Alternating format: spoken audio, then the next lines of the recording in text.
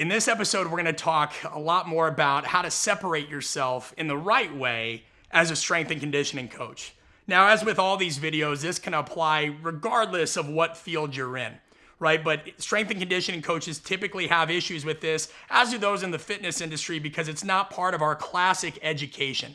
We have a lot of trouble understanding, hey, if I want to go out on my own, if I want to get more involved with the field I'm in, and if I want to find a way even to have an ethical side hustle, what can I do and where can I start? Now, I have a whole course on this for anybody that's interested, but today we're going to talk about just some key things that you can do today that at least allow you to ideate and avoid some common mistakes. The first thing you have to do if you're looking at going out on your own or trying to do something else on the side is you have to create a pre-mortem. Now, what I mean by that is a lot of times we tend to romanticize what's going to happen once we make this change in our lives. The difference we could make, how many people we could help. But you have to actually take an alternative view. You have to act as if this has already failed. Now, I know that seems dark, but if you don't look at, okay, what happens if this failed and it fell flat and I went bankrupt and nobody came or nobody listened, if you don't take that approach, you're missing all these other blind spots, these things in your periphery that are always insidiously creeping up because you're so focused on the one goal. You have to cover your backside first before you can forge ahead. So for some, you have to think about, all right, if this doesn't work, then what? And if you're risking it all on this venture, there can be a benefit to that because it makes you focus and get really crystal clear. But on the other end, depending on your age and your responsibilities, do you have a family to care for? You're putting those you love in a pretty precarious situation. You also have to think, all right, maybe it failed because you didn't identify your target audience. And that's another key point of what it takes to be successful in this space. But maybe you're trying to speak to everybody. And this is one that I see on social media and even YouTube daily. People are trying to talk to everybody. They want to make sure everybody likes them. They want to make sure everybody agrees with them. Or they go the opposite direction and they're trying to be this disruptor. They're trying to be this contrarian. You see this pendulum on each end of the continuum. I either am too scared to really put myself out there and plant a flag, or I'm going to be that guy that attacks everybody because I think that's the way to have the tallest building, is to break the others down. Guys, the sweet spot is somewhere in the middle. Of course, you never want to create or do something that everybody's going to agree with because that means it's too safe, right? That doesn't mean that it's necessarily needed. And it could also mean that you're just around people that are dishonest and not giving you the necessary or requisite feedback. On the other hand, if you just think that you're going to go out there and be a disruptor, keep in mind that you're dishonoring all the other people that came before you that laid the foundation that allowed you to even do what you're doing today. And you're not just looking to get attention.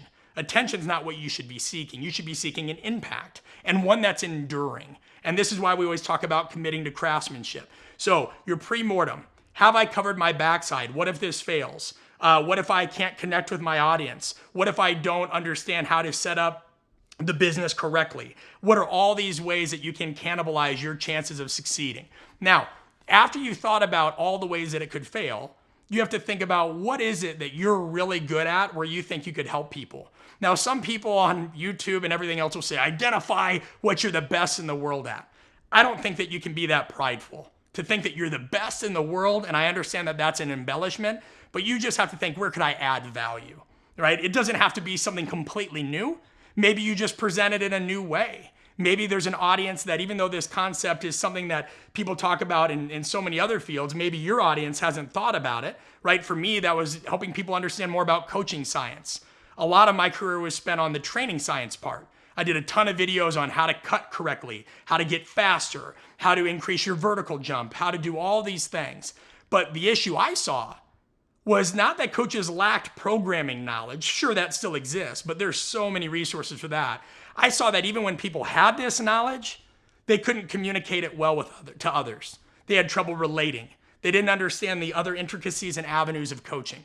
And I'm willing to sacrifice views and likes and all those things talking about where I think more people need to focus, as opposed to getting into this, what's called a red ocean mentality of competing with everybody else. And that's the next point.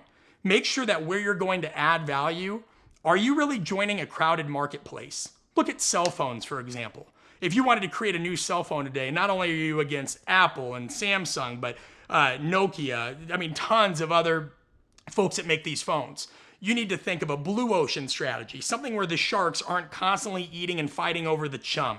What is something that hasn't been done, like I said, well or before or clear enough or adapted, and how can you help yourself there?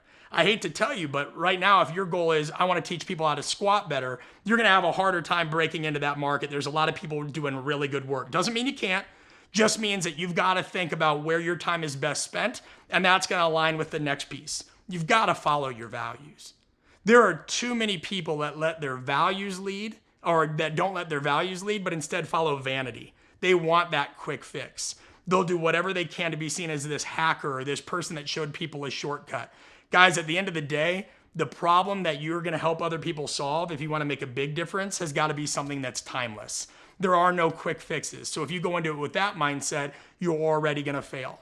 So if you've done your pre-mortem, if you've identified what you're really good at or what you think you could really provide a novel or unique take on, you've identified your audience, you're not scared of being judged, you're not scared of people saying you're wrong, you're not scared of these other things. The other thing you need to understand is patience.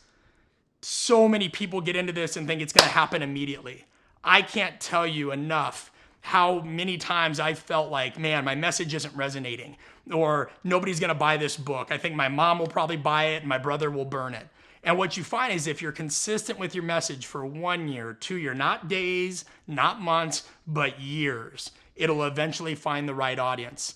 And that's something you have to take into consideration too. When, are you going to give up too easily? Do you have the financial resources and even the social support to stay the path and know that whatever you're bringing to the market may not hit for a while? You might be ahead of the game and you've got to have that patience. Another piece you want to look at is understanding just the business of it. Have you set up an LLC? Are you protecting your assets? If I hate to say it, but we live in this time where it's a really litigious society. People could always sue you for any number of things. And if you go out and you don't know how to set up a proper LLC or a certain business structure, you're putting yourself on the line, and all it takes is one person to decide that, nope, I want what you have, and now that's mine. Also, setting up an LLC helps you maximize your tax deductions in an ethical way. It helps you create a structure where you can bring other people on that you want to hire in the future that share your vision.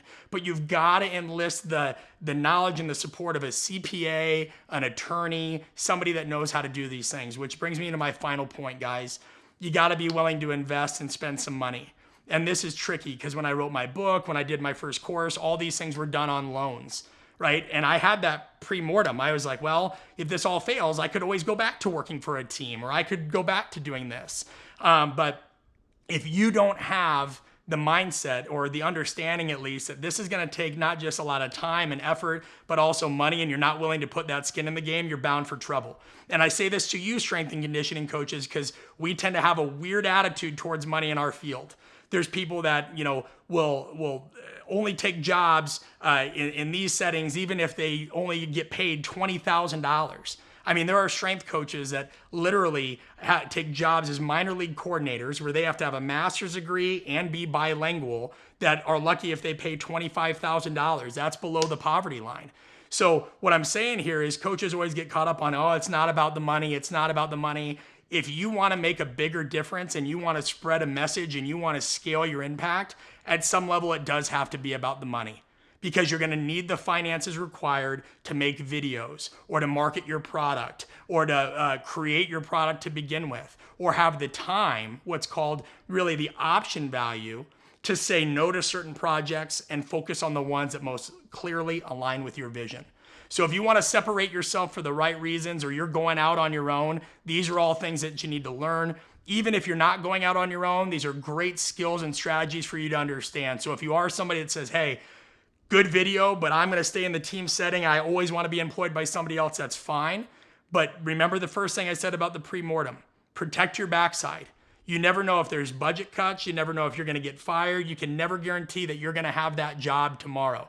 A lot of things change very quickly, so make sure that you're thinking 2, 3, 4 steps ahead. I hope this was helpful. Like I said, I have an entire course on this, so if you guys are interested, please make sure to click the link below. Leave your comments. I want to hear about what strategies you have. For those of you that have been successful and took the leap of faith, tell me. I want to learn from you as well. Thanks again.